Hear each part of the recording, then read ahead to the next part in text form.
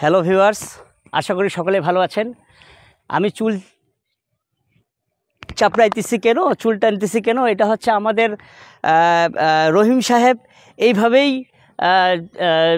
মানে এই যে তার মানসিক কষ্টটা এইভাবেই প্রকাশ করে। মূলত রহিম সাহেব তার স্ত্রীকে বললেন যে চলো আজকে টাইটানিক দেখে আসি। রহিম সাহেবের স্ত্রী বললেন যে না, আমি যাব না, আমার মনের অবস্থা ভালো নেই। তো রহিম সাহেব হচ্ছে বাড়ি থেকে বেরিয়ে পড়লেন। বেরিয়ে পড়ার পরে রহিম সাহেব ভাবলেন যে দেখি একটু টাইটানিক ছবিটা দেখি আর কি। তো যাই হোক, টাইটানিক ছবি দেখতে যেয়ে রহিম সাহেব দেখলেন যে তার স্ত্রী তার প্রিয় বন্ধুটির সাথে টাইটানিক ছবি দেখতে গেছে। তো রহিম সাহেব এই যে চুল টেনে ছিঁড়ে বলতেছে, হাই জেমস ক্যামেরুন, তোমার ছবিতে শুধু জাহাজেই ডুবে নাই, ডুবেছে কারো হৃদয়, ডুবেছে কারো প্রেম, ডুবেছে কারো জেনুইন ভালোবাসা। হ্যালো ভিউয়ার্স, আমি আসলে যেই টপিক্সটা নিয়ে আপনাদের সাথে কথা বলবো, এটা আমাদের একদম সমসাময়িক, খুবই ইম্পর্টেন্ট, গুরুত্বপূর্ণ টপিক্স। এটা আপনাদের সবারই এই টপিক্সটা নিয়ে জানা উচিত। এটা হচ্ছে যৌন গোলযোগের কারণে মানসিক সমস্যার, মানসিক স্বাস্থ্যের উপর যে প্রভাব পড়ে সেই বিষয়টা নিয়ে আলোচনা করব।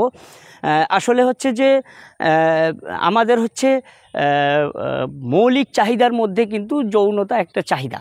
তো আপনি যদি আপনার পার্টনারকে ফুলফিল, পরিপূর্ণ তৃপ্তি না দিতে পারেন, তাহলে আপনি মানসিকভাবে স্টেবল কখনোই হতে পারবেন না।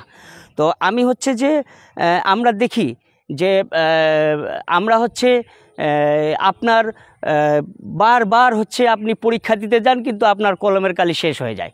বারবার পরীক্ষা দিতে যান, কলমের কালি শেষ হয়ে যায়। তখন মনের ভিতরে অস্থিরতা তৈরি হয়।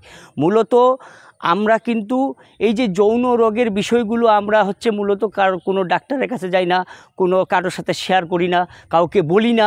আসলে আমরা হচ্ছে কি, আমার ক্যান্সার হয়েছে, আমি সবাইকে বলে বেড়াই যে আমার ক্যান্সার হয়েছে, আমাকে আমার সুস্থতা দরকার, আমার জন্য দোয়া করেন। কিন্তু আপনি যখন যৌন রোগে ভুগতেছেন, তখন কিন্তু আপনি আর কারোর সাথে শেয়ার করতেছেন না, কাউকে বলতেছেন না। শুধু দর্শক মণ্ডলী, আপনারা, এটা আমাদের অনেক হচ্ছে আমার কাছে এই ধরনের পেশেন্ট আসে যে বলে না, এটা বলতে হবে। আপনার যৌন রোগ এটা কিন্তু কোনো বিষয় না। এটা আপনি যৌন রোগ বিশেষজ্ঞ ডাক্তারের কাছে গেলে আপনাকে ট্রিটমেন্ট দিলে আপনি অল্প দিনের মধ্যেই সুস্থ হয়ে যাবেন। আর প্রথমত হচ্ছে যৌন রোগের কারণগুলো কী কারণে যৌন রোগ হয়। মূলত হচ্ছে তার অন্যতম কারণ হচ্ছে আপনার হচ্ছে জেনেটিক কারণে হইতে পারে। তারপরে হচ্ছে পারিবারিক কলহ, দুশ্চিন্তা, অর্থনৈতিক সমস্যা, স্বামী স্ত্রীর মধ্যে সম্পর্কের অবনতি, এবং হচ্ছে ইন্টারনাল যে কনফ্লিক্ট আছে, সেই কনফ্লিক্টের কারণে যৌন সমস্যা হইতে পারে। আবার হচ্ছে আপনার পর্নোগ্রাফি দেখা, তারপরে হচ্ছে মানে বিয়ের আগে হচ্ছে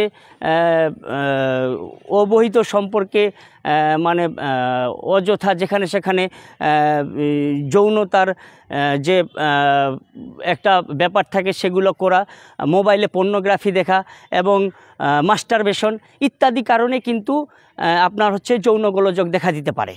তো এই যৌন গোলযোগ কিন্তু আপনি ইজিলি সুস্থ হয়ে যাবেন যদি আপনি প্রপার ট্রিটমেন্ট করেন। আপনাকে যৌন রোগ বিশেষজ্ঞ ডাক্তারের কাছে যেতে হবে এবং পুষ্টিকর খাবার খেতে হবে। স্বামী স্ত্রীর মধ্যে দীর্ঘদিন মেলামেশা থেকে বিরত থাকা যাবে না, এবং হচ্ছে যে সব সময় একটা সুস্থ সুন্দর জীবনযাপন করতে হবে, রুটিন মাফিক, নিয়ম মাফিক জীবনযাপন করতে হবে। হতাশায় থাকা যাবে না, তাহলে আপনি এই যৌন রোগ থেকে মুক্তি পাবেন।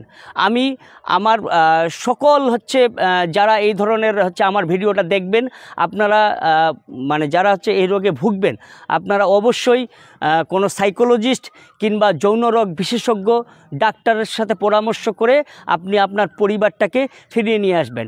না হলে কিন্তু এই রহিম সাহেবের মতো আপনারও ওই চুল চাপড়াইতে জীবন শেষ হয়ে যাবে। ধন্যবাদ ভিউয়ার্স, ভালো থাকবেন। আর আমার ভিডিওটি ভালো লাগলে আপনারা লাইক, কমেন্ট এবং শেয়ার অবশ্যই দিবেন। এটা আপনার হচ্ছে সামাজিক সচেতনতামূলক ভিডিও আমার হয়ে থাকে। আমি এজ এ সাইকোলজিস্ট হিসাবে সামাজিক দায়বদ্ধতার থেকেই আমি এই ভিডিওগুলো বানাই। আপনারা হচ্ছে এটা হচ্ছে বেশি করে প্রচার করবেন। ধন্যবাদ।